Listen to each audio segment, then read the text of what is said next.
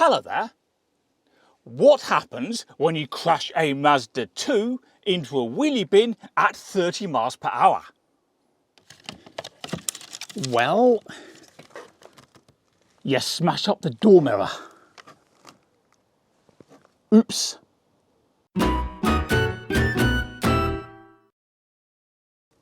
So, today's job is to replace the mirror, and we should only need a few basic tools such as this prying tool, possibly a small flathead screwdriver, and of course, a socket set.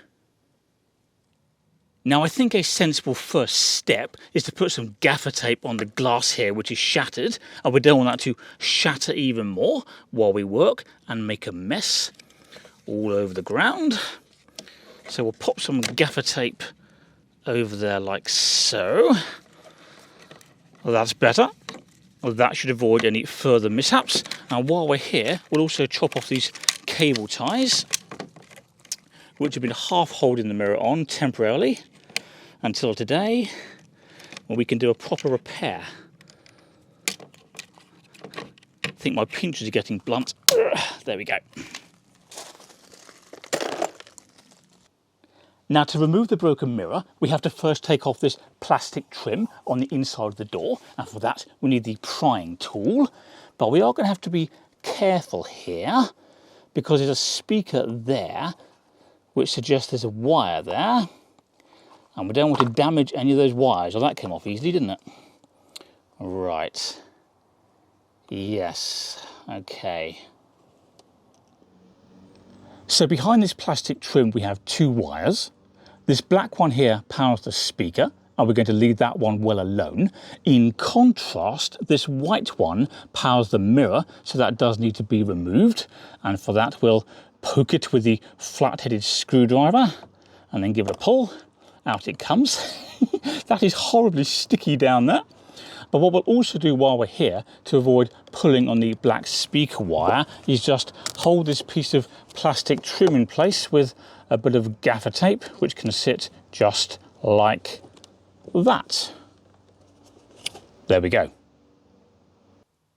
We now have 3 bolts to undo. There's one there. Can you see that? There's another one down there. And, just for luck, there's a rusty one there. Right. What size do you reckon these bolts are then? They're quite small. I reckon 6 or 7 millimeter. We'll try a 7. Come on, let's be lucky. Oh, how's that for a good guess? Right, so let's get these bolts out. Put the ratchet in reverse, that helps, doesn't it? Okay. Now you may be wondering what happens to cause the damage to this poor little car. There's one bolt. Well, the owner was driving along on a relatively narrow road at about 30 miles an hour. A van was coming towards her the other way. So she moved over a little to make it easier for the van to pass, but moved over a little too much and hit a wheelie bin.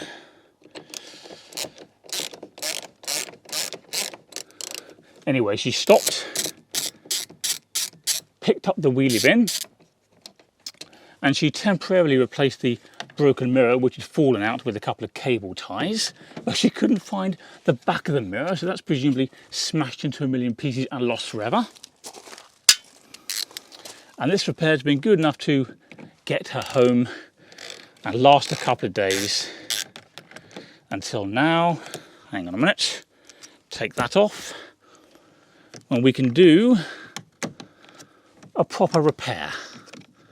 Now, if all has gone well, the mirror should now be free.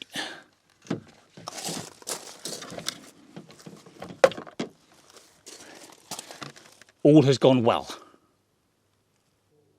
So here's a close-up of the smashed up mirror.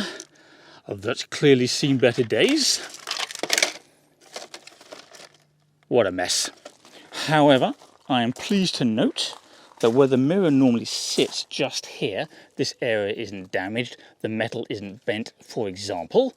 In other news, today, the spares or repair Vauxhall Corsa has a flat battery, so that's on charge. Let's check how that's doing. Making good progress. I've been trying to charge the car for a few days, but it keeps raining. Also, the Nissan Primera P12, that big grey thing there, that's making a weird rattling noise that needs investigation. Nothing serious. And as for the new wing mirror for the Mazda, that is safely stored inside the £100 Nissan Micra. So here is the replacement door mirror, which as we can see is protected by bubble wrap. In fact, I'm tempted to leave that on in case she drives past any more wheelie bins.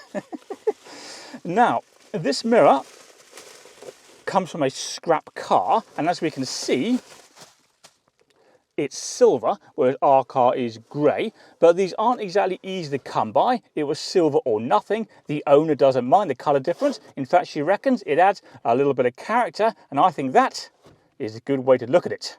Anyway, let's get this mirror fitted to the car. Right, let's get the mirror roughly lined up into the holes, something like that. And now we'll get one bolt in, and once we've done that, it's not going to fall off the car and smash into a million pieces. Oh, that'd be annoying, wouldn't it? Right, so that bolt is snug but not tight. Bolt number 2. Now, I ordered this wing mirror online, but the courier delivered it to the wrong house. And I don't mean it went next door or across the road. It was a totally different town, 8 miles away. Now, I knew which road it had been delivered to in that town, but not which house number. So I did a little bit of detective work, took an educated guess, and then we knocked on the door. A little old lady answered. She must have been in her 90s, and we said, "Excuse me, do you have a wing mirror for a Mazda 2? And she did. It was a slightly surreal experience for all of us, but she was very nice. Right. Okay, good. That feels nice and solid. So now we need to go back indoors and reconnect the electrical connector, which just pops in like so. And then check the mirror moves left, right, up and down. And the control for that is somewhere over there. And here are those buttons on the door rest. Oh, I'm never going to fit in here, am I? I'm a bit taller than this car's owner. Go on, go back seat. Why aren't you going back? Okay. Come on. Well, that's as far back as it's going to go for now. Right, ignition on. Hang on, better check we're in neutral. Yes, we are. Ignition on. Now, I'll operate the buttons. You keep an eye on the mirror. Ready? Left. Yes. All the way left. Right. Yeah, that's working fine. Up. Yes, that's fine. And now we can see the prime mirror. And does it go down? It does. We've just had a brief but torrential rainstorm, so I've had to take the Vauxhall Corsa's battery off charge, otherwise we'd have a soaking wet engine bay.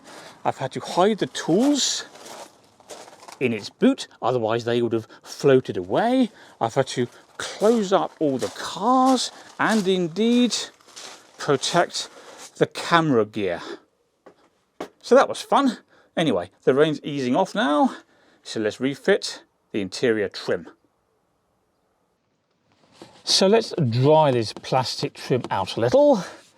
Well, that seems sensible as the weather turned against us.